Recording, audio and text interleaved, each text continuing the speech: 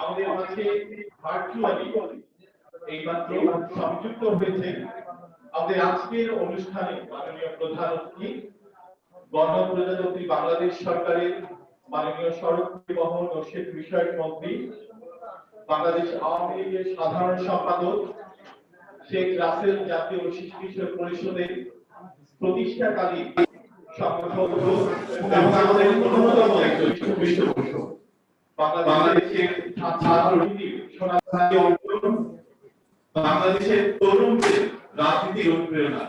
আমরা আজকে অনুষ্ঠানে মাননীয় প্রধান অতিথি গণপ্রজাতন্ত্রী বাংলাদেশ সরকারের মাননীয় সড়ক পরিবহন ও সেতু মন্ত্রী এবং বাংলাদেশ আওয়ামী লীগের সাধারণ সম্পাদক জনাব ওবায়দুল কাদের এমপি। আমরা সবাই অনুষ্ঠানে কলকাতা দিয়ে আমাদের প্রধানমন্ত্রীকে কমেন্ট করে দিই।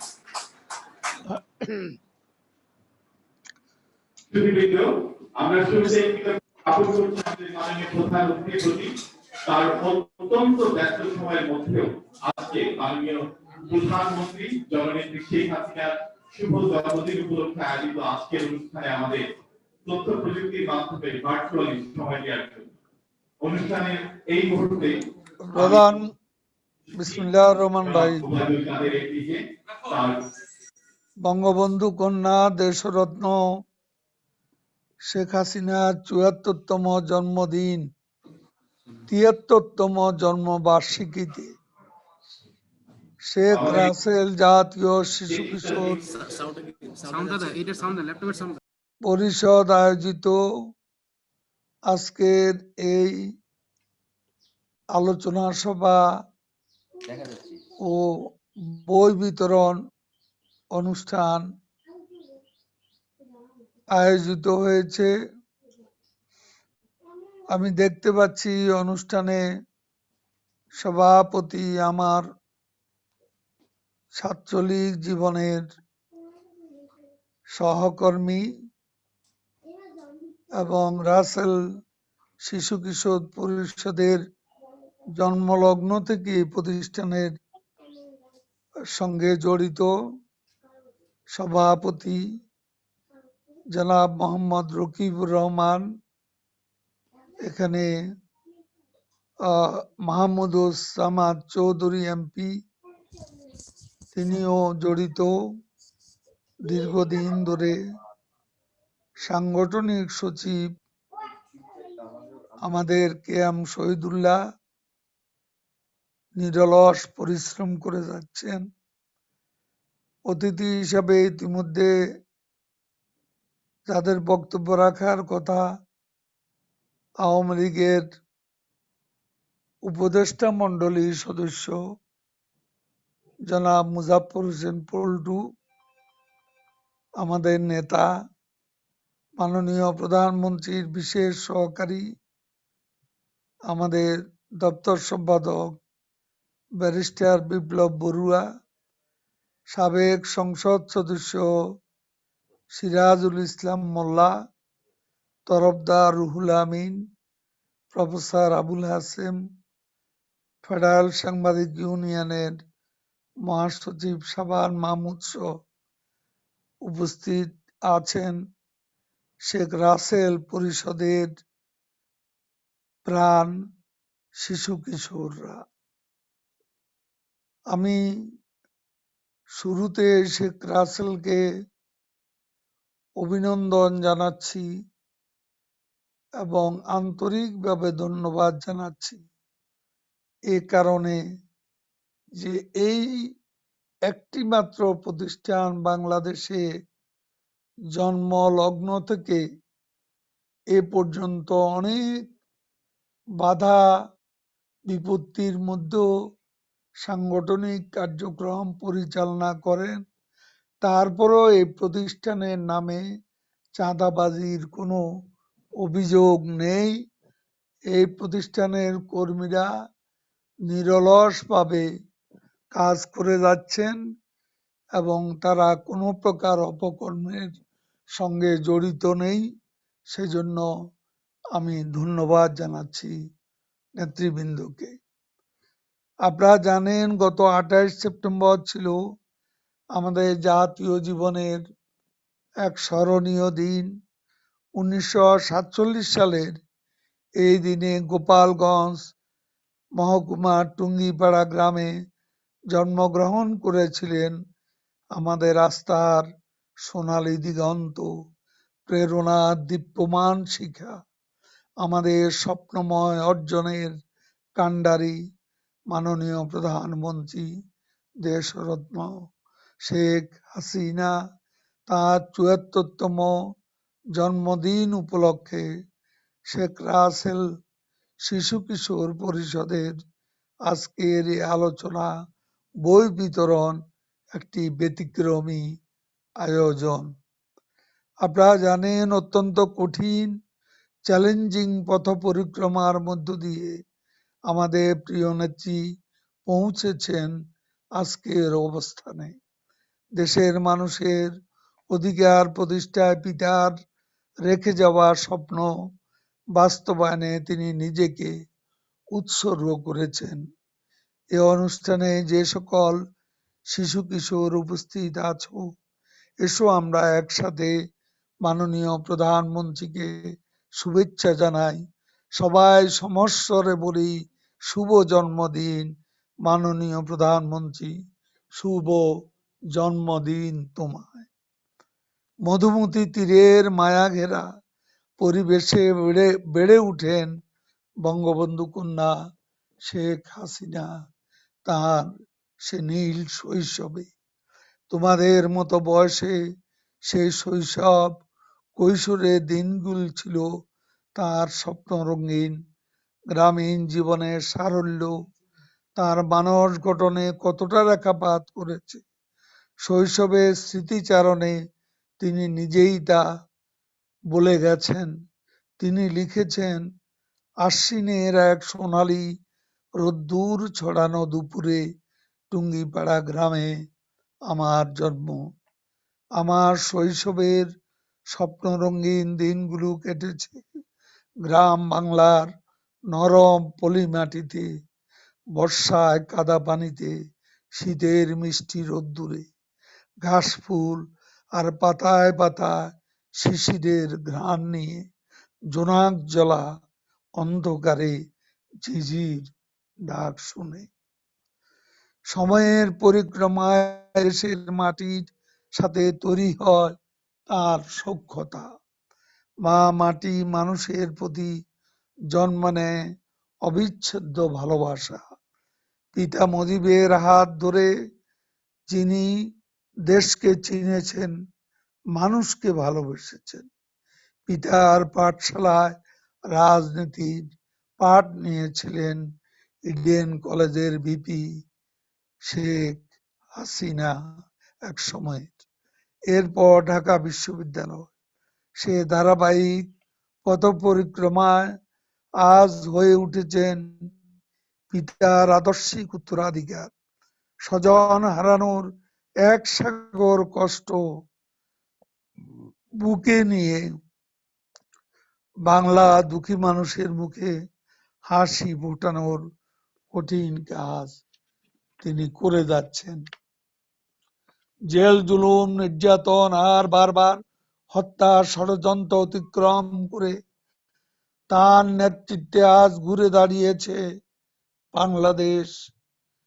বঙ্গবন্ধু দেশকে ভৌগোলিক মুক্তি এনে দিয়েছেন, আর তার সুযোগ্য কন্যা শেখ হাসিনা এনে দিয়েছেন অর্থনৈতিক মুক্তি।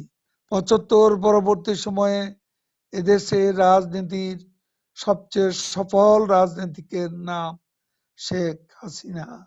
সবচেয়ে সৎ, সবচেয়ে সাহসী নেতার নাম শেখ হাসিনা।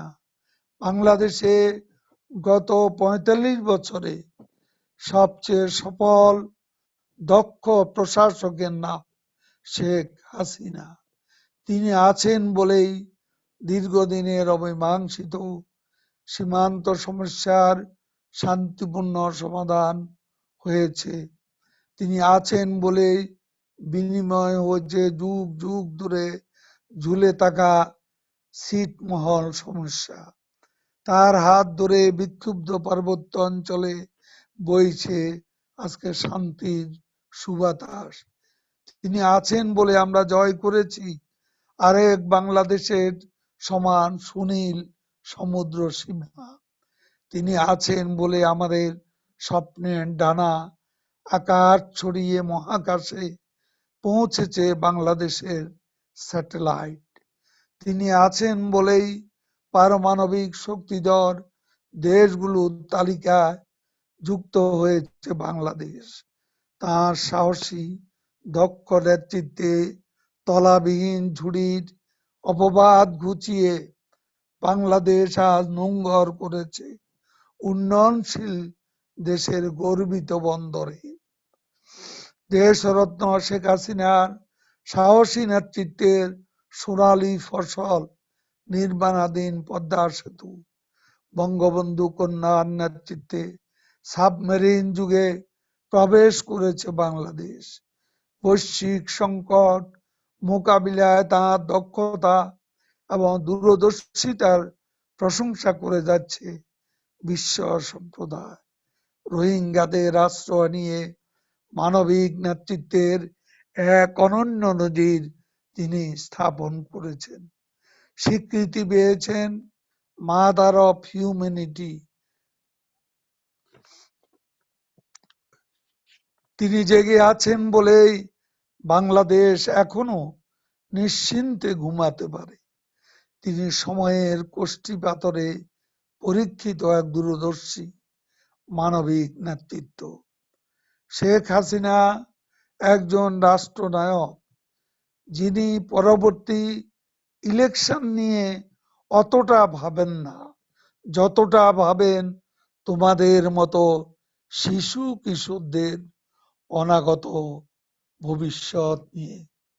বাংলাদেশের যে শিশু আজও কমলা রঙের রোদ্দুর দেখেনি, যে শিশু বনফুলের মতো ফুটে আবার সবার অরক্ষে বনফুলের মতো হারিয়ে যায়, বাংলাদেশে অগণিত সেই শিশুদের নিয়ে তিনি ভাবেন। সেজন্যই তিনি আজকে স্টেটসম্যান, তিনি আজকে রাষ্ট্রনায়ক, চিন্তানায়ক। 100 বছর পরে বাংলাদেশ কোথায় দাঁড়াবে সেটাও তার ভাবনা। তাই গ্রহণ করেছেন 100 বছরের ডেল্টা প্ল্যান। তিনি নতুন বাংলাদেশের রূপকার, যিনি সংকটকে সম্ভাবনার রূপ দেন, ধ্বংসস্তূপের মাঝে থেকে সৃষ্টির পতাকা উড়ান, যিনি মৃত্যুর মিছিলে দাঁড়িয়ে গেয়ে যান জীবনে জয়গান। স্বজন হারানোর কষ্ট ভুলে থাকেন অসহায় মানুষের মুখে হাসি ফুটানোর মধ্য দিয়ে। পৃথিবীর ইতিহাসে অনেক রাজনৈতিক হত্যাকাণ্ড হয়েছে, জুলিয়াস সিজার থেকে শুরু করে মহাত্মা গান্ধী, ইন্দিরা গান্ধী পর্যন্ত, চিলির আলান্দে, কঙ্গোর পেট্রিস লুমুম্বা, আমেরিকার Martin Luther king junior, Abraham Lincoln, আরো অনেকেই হত্যাযজ্ঞের শিকার হয়েছেন। পৃথিবীর কোনো দেশে কোনো হত্যাকাণ্ডে কোনো অবলা নারী টার্গেট হয়নি, কোনো অবুঝ শিশু টার্গেট হয়নি, কোনো অন্তঃসত্ত্বা নারী টার্গেট হয়নি, কোনো সদ্য বিবাহিত নববধূ হাতে মেহেদি রং শুকায়নি, টার্গেট হয়নি, যেটা বাংলাদেশে 1975 সালের 15ই আগস্ট গঠিত হয়েছে। তোমাদের সংগঠন, যার নামে শিশু রাসেলের বয়স তখন ছিল মাত্র 10 বছর। পৃথিবীর ইতিহাসে কোন রাজনৈতিক হত্যাকাণ্ডে শিশু হত্যার নজির নেই, অথচ বাংলাদেশে কারবালায় শিশুকে হত্যা করা হয়নি। বাংলাদেশে সে নৃশংস বর্বরোচিত হত্যাকাণ্ড ঘটেছে। সরকার প্রধান হয়ে অতি সাধারণ জীবন তাকে করে তুলেছে অসাধারণ। শেখ হাসিনাকে তার সাধারণ জীবন যাপনের মাঝেই আছে তোমাদের জন্য শিক্ষা। তার সন্তানদের গড্ডালিকা প্রবাহে গা ভাসাতে দেননি তিনি। প্রধানমন্ত্রী সন্তান বলে বাংলাদেশে বিকল্প কোনো ক্ষমতা সেন্টার, কোনো হাওয়া ভবন এখানে সৃষ্টি হয়নি। শেখ হাসিনার সন্তানরা পড়াশোনা করে যোগ্যতা অর্জন করেছে এবং একজন কম্পিউটার ইঞ্জিনিয়ার হিসাবে আন্তর্জাতিকভাবে জাতিসংঘের সে পুরস্কার পেয়েছেন। আর একজন অটিজমে জাতিসংঘ মহাসচিবের প্যানেলের একজন অ্যাডভাইজার।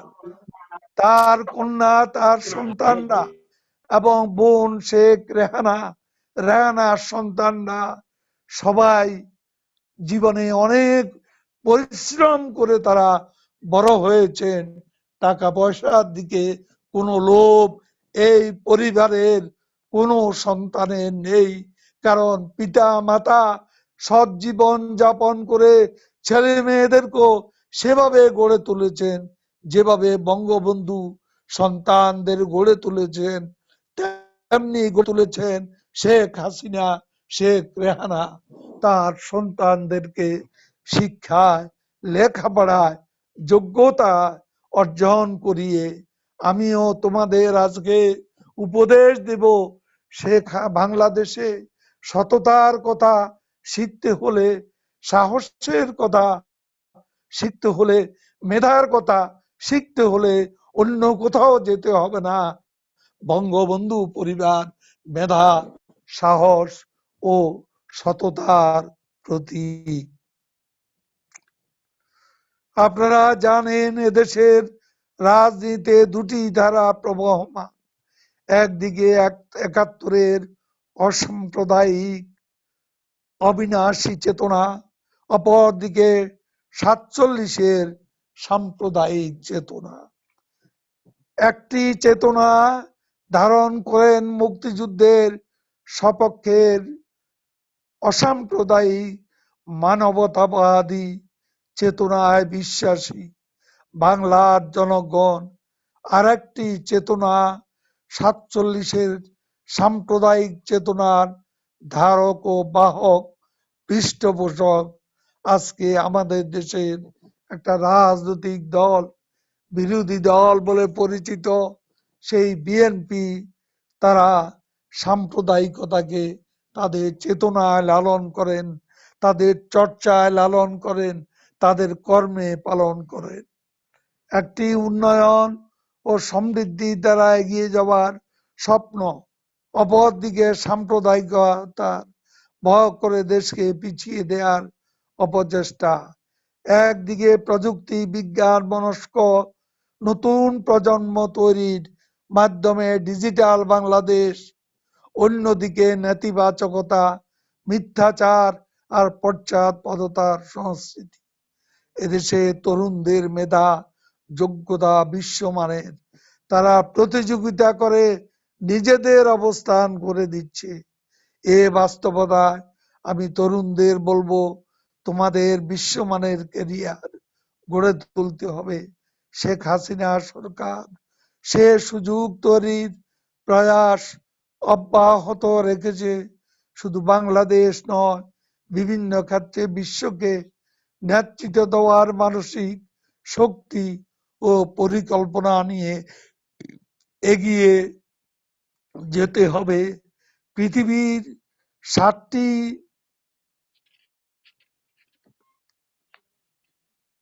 এভারেস্ট সহ 7টি সর্বোচ্চ শৃঙ্গ জয় করেছে বাংলাদেশেরই এক সন্তান ওয়াসফিয়া নাজনীন। বিশ্বের ক্রিকেটের সব শাখায় অলরাউন্ডার হিসাবে স্বীকৃতি পেয়েছেন আমাদের সাকিব আল হাসান। বিভিন্ন ক্ষেত্রে আজকে বিশ্বকে নেতৃত্ব দেওয়ার মানসিক শক্তি ও পরিকল্পনা নিয়ে এগিয়ে যেতে হবে। আমি তরুণ যুবদের সতর্ক করে বলছি, কেরিয়ার গঠনে সময়ের চ্যালেঞ্জ অতিক্রম করতে হবে, শৃঙ্খলা বজায় রাখতে হবে। আজকে এই করোনার সংকটকালে শিশুরা কিশোররা আছে সবচেয়ে সংকটে। তাদেরকে নিয়ে প্রধানমন্ত্রী প্রতিনিয়তই ভাবছেন তোমাদের লেখাপড়া ক্ষতি হচ্ছে, কিন্তু একটা কথা মনে রাখবে, সবকিছুর আগে হচ্ছে নিজের জীবন। তুমি বেঁচে থাকলে 1 বছর নষ্ট হতে পারে, কিন্তু তোমার বাকি জীবন তো থেকে যাবে। তোমার অপার জীবনের অমিত সম্ভাবনা বেঁচে থাকবে। কিন্তু করোনায় তোমাকে ঝুঁকির মুখে ঠেলে দিলে আজকে তুমি মরে গেলে তোমার তো আর কোনো সম্ভাবনাই বেঁচে থাকলো না। একথা চিন্তা করেই সময়ের দিকে তাকিয়ে আছেন বঙ্গবন্ধু কন্যা। তোমাদের পড়াশোনা যাতে যথাসময়ে স্কুল কলেজ বিশ্ববিদ্যালয় খুলে দেওয়া যায়, তার জন্য শেখ হাসিনা অবিরাম চিন্তা ভাবনা করছেন, বিশেষজ্ঞদের সাথে পরামর্শ করছেন। আমি তোমাদেরকে বলবো, কোনো কারণে সাইবার অপরাধের সাথে তোমরা জড়াবে না। কোনো কারণেই কোনো অবস্থাতেই তোমরা মাদক গ্রহণ করবে না। মাদককে তোমাদের ঘৃণা করতে হবে। আকাশ সংস্কৃতি নেতিবাচক দিক পরিহার করে নিজেদের সুরক্ষা নিজেদেরকেই নিতে হবে।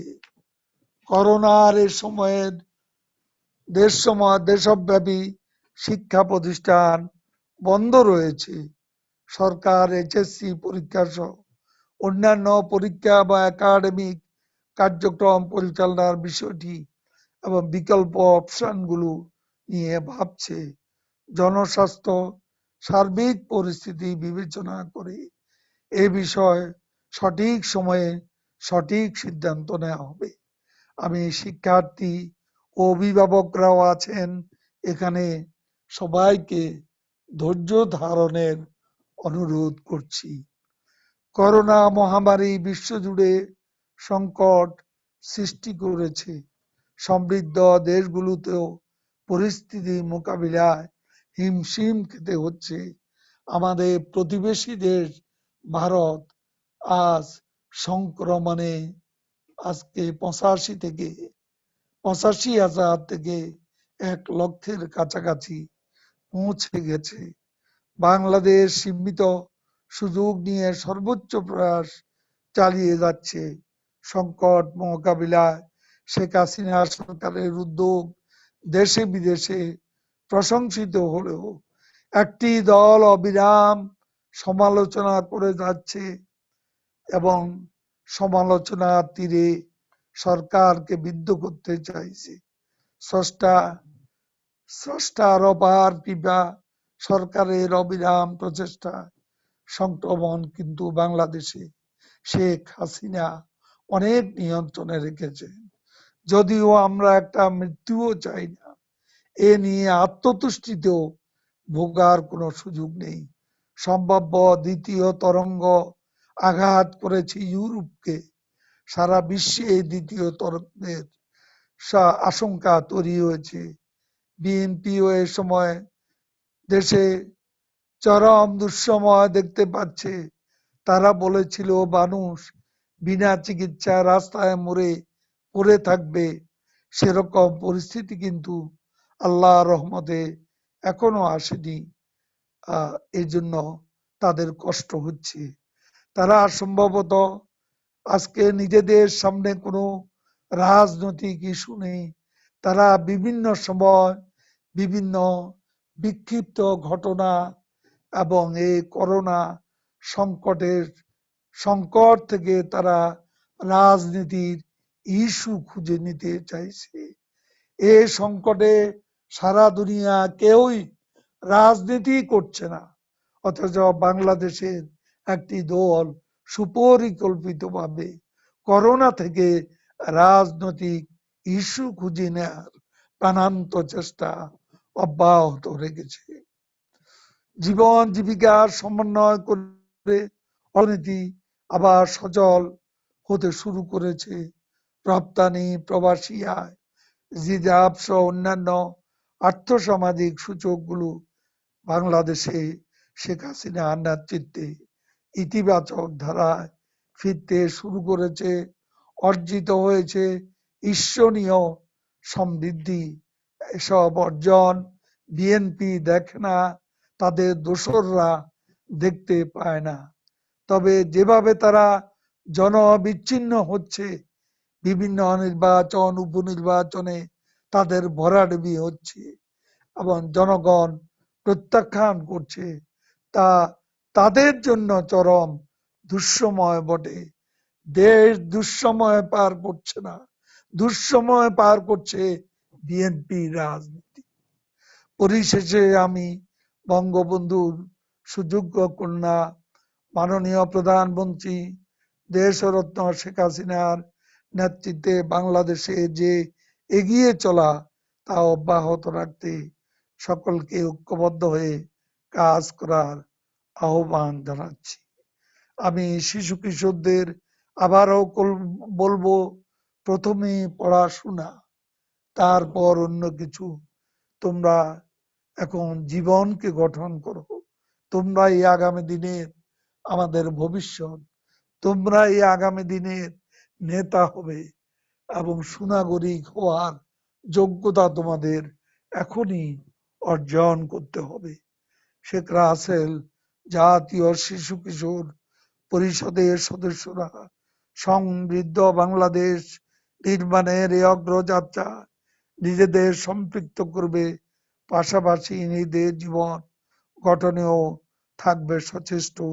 এ আহ্বান রেখে আমি আমার বক্তব্য শেষ করছি। সবাইকে আমাকে মনোযোগ দিয়ে শোনার জন্য আন্তরিকভাবে ধন্যবাদ জানাচ্ছি। জয় বাংলা, জয় বঙ্গবন্ধু।